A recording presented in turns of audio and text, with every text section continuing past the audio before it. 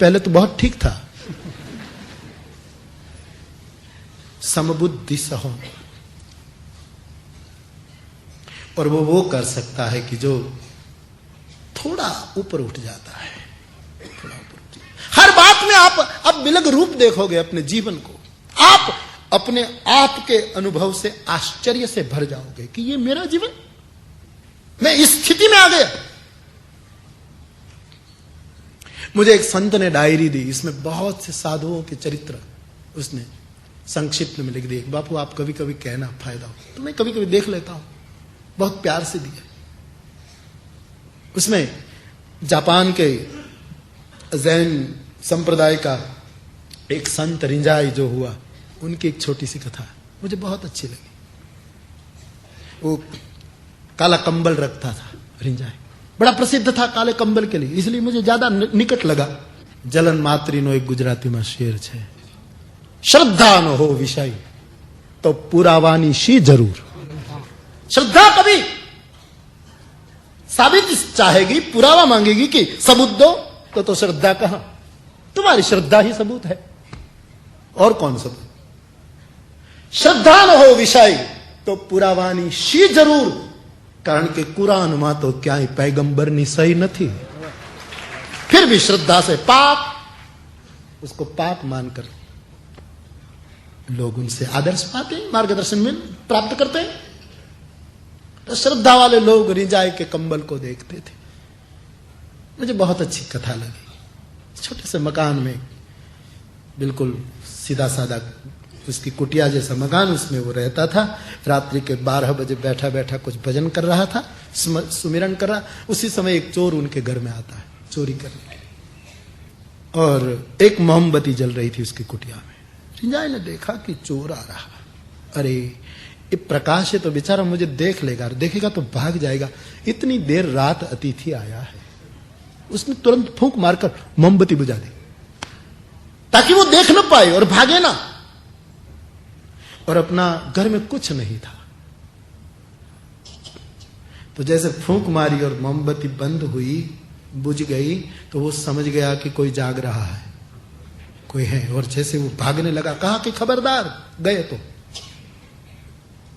मेरे द्वारा गए हो आप, और भला आदमी चोरी करने आना है तो कम से कम रिंजाई को 24 घंटे का समय तो देते, मैं थोड़ा मांग कर तेरे लिए एकत्रित कर लेता, क्योंकि मेरे घर से कोई लौट जाए, भिक्षा मांगकर थोड़ा तो जमा करता कि मेरे घर आया अतिथि कुछ पाकर जाए। पर ऐसे ही तू आ गए, ऐसे कभी आते हैं लोग, कुछ तो समय देना चाहिए था। वो तो कांपने लगा, लेकिन संत के शब्दों में ताकत थी, जाना मत, और फिर हिल नहीं पाया। गुजराती में कहूं तो मार मार करता माणसों ने साधुओं पासे में ढीला ढफ जोया। गा जेवा गा तो सारू, बकरी जेवा जोया। बिल्कुल, क्योंकि साधु की आवाज में एक ताकत होती है, उनके आदेश में एक बंदगी का, साधना का सामर्थ्य होता है। उनके जीवन से विषय नहीं बोलते, विश्वास बोलता होता है।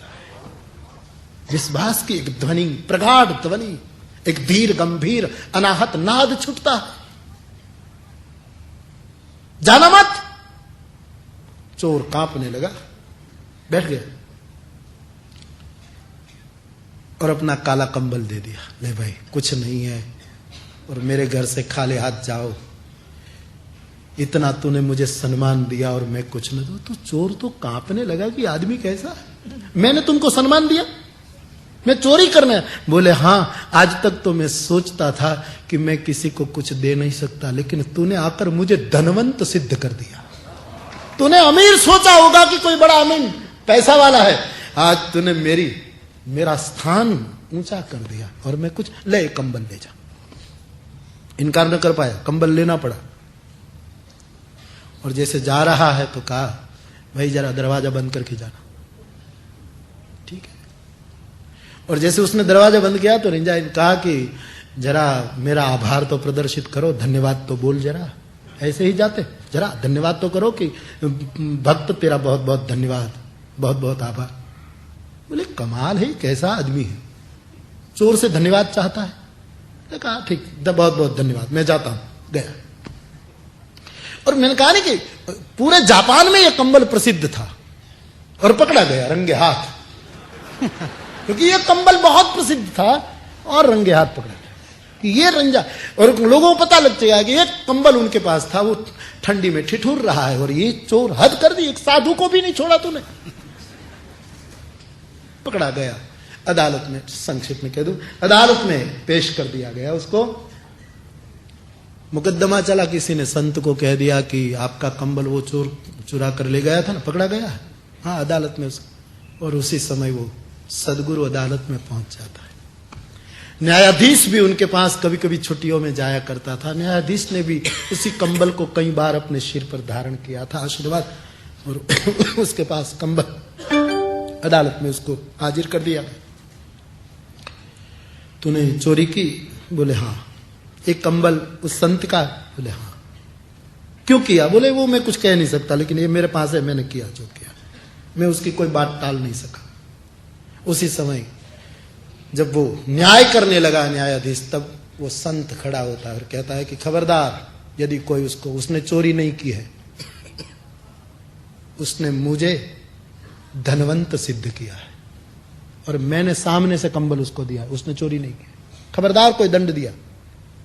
वो अच्छा आदमी है इसलिए नहीं बोल रहा, बाकी उसने चोरी नहीं।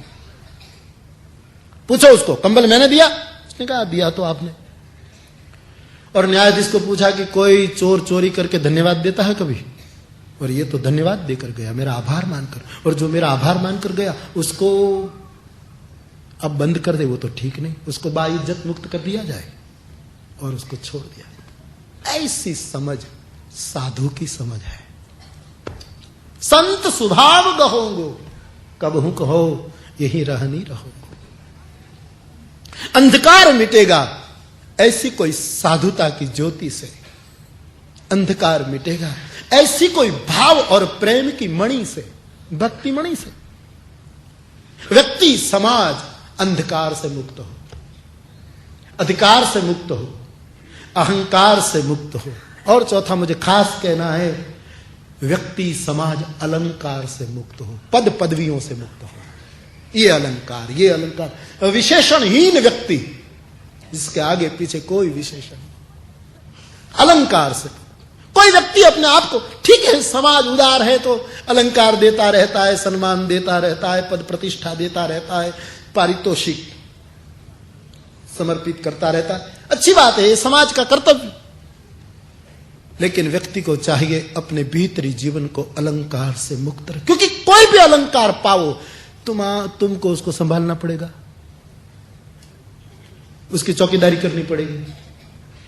एक दागीना के रूप में लो, चलो स्थूल रूप में, एक तुम्हारे पास चेन है या नेकलेस है या कुछ गहने जिसको हम अलंकार कहते हैं, उसको हमने यदि स्वीकार किया तो फिर उसके लिए बहुत जागना पड़ता है, चिंतित रहना पड़ता है, सावधान रहना पड़ता है। और वो तो स्थूल है, लेकिन ये भीतरी जो अलंकार से हम अलंकृत हो गए, ऐसा जब एक ख्वाबी जीवन शुरू हो जाता है तब फिर उससे छुटकारा बड़ा मुश्किल है। समाज और साधक अलंकार से मुक्त हो। मेरे जीवन में कोई अलंकार, मैं जो हूं, आखिर में तो नाम भी तो हमारा नहीं है, ये नाम तो एक पहचान का माध्यम है। कौन अलंकार है?